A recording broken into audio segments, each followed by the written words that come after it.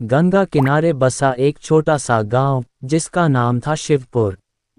इस गांव के चारों ओर घना और डरावना जंगल फैला हुआ था। यहाँ के लोग भगवान शंकर के भक्त थे और उनका मानना था कि भगवान शंकर की कृपा से ही गांव सुरक्षित है। गांव के पास ही एक प्राचीन और भूतिया किला था। इस किले के बारे में कहा जाता था कि यहाँ एक अघोरी तांत्रिक का वास था जिसने अपने तंत्र मंत्र से इस जगह को भयानक बना दिया था। लोगों का मानना था कि जो भी उस किले के अंदर गया वह कभी लौटकर नहीं आया। एक रात गांव में एक नवयुवक राजेश की शादी होने वाली थी। उसकी बारात कुछ दिनों में निकलने वाली थी। शादी की खुशी में उसके दोस्तों ने जश्न मनाने की योजना बनाई और वे जंगल की ओर चल पड़े।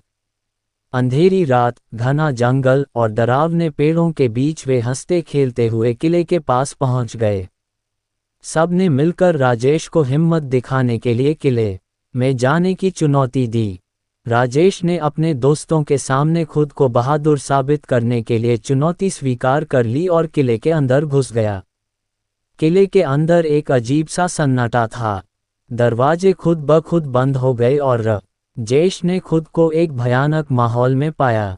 किले की दीवारों पर अजीबोगरीब चित्र बने हुए थे जो किसी अनजाने तंत्र मंत्र का संकेत दे रहे थे। राजेश के कदम भारी होते जा रहे थे और उसकी सांसें तेज हो रही थीं। अचानक उसे एक गूंजती हुई आवाज सुनाई दी। कौन है यहाँ? राजेश ने कांपते हुए जवाब दिया, मैं राजेश हूँ, मैं गलती से यहाँ आ गया हूँ। अंधेरे में से एक बूढ़े और डरावने अघोरी तांत्रिक का चेहरा सामने आया। उसकी आंखें लाल थीं और चेहरे पर भयंकर क्रोध था। उसने गुस्से में कहा, तूने मेरी शांति भंग की है, इसके लिए तुझे श्राप मिलेगा। अघोरी ने अपने तंत्र मंत्र से एक भयानक श्राप दिया और कहा, अब तेरी शादी कभी ना होगी। तू और तेरी आने वाली पीढ़ियां इस श्राप से ग्रसित रहेंगी। राजेश डर से कांपते हुए किले से बाहर भागा। उसके दोस्तों ने जब उसका डरावना चेहरा देखा तो वे भी घबरा गए। सभी ने तुरंत गांव लौटने का निर्णय लिया। गांव में लौटते ही उन्होंने यह बात सभी को बताई। गांव के मुखिया ने तुरंत एक सभा बुलाए और अघोरी से मिलकर श्राप को समाप्त करने का निर्णय लिया। मुखिया और गांव के कुछ वरिष्ठ लोग डरते हुए किले में पहुंचे। अंदर जाते ही उन्हें हर कोने से भयानक आवाजें सुनाई देने लगीं।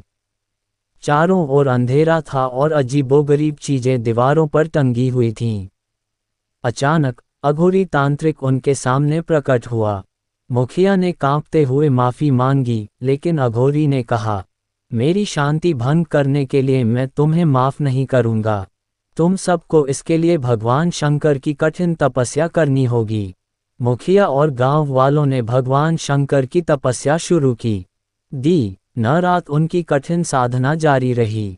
हर रात उन्हें अघोरी के डरावने सपने आते और वे चीखते चिल्लाते जाग जाते।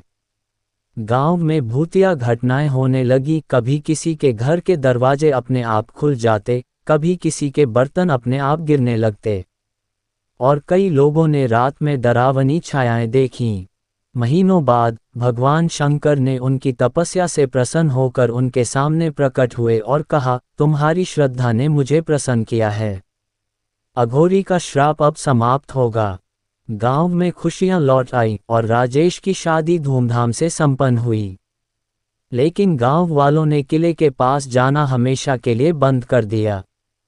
गांव में आज भी लोग इस कहानी को सुनकर कांप जाते हैं और कभी भी उस भूतिया किले की ओर रुख नहीं करते।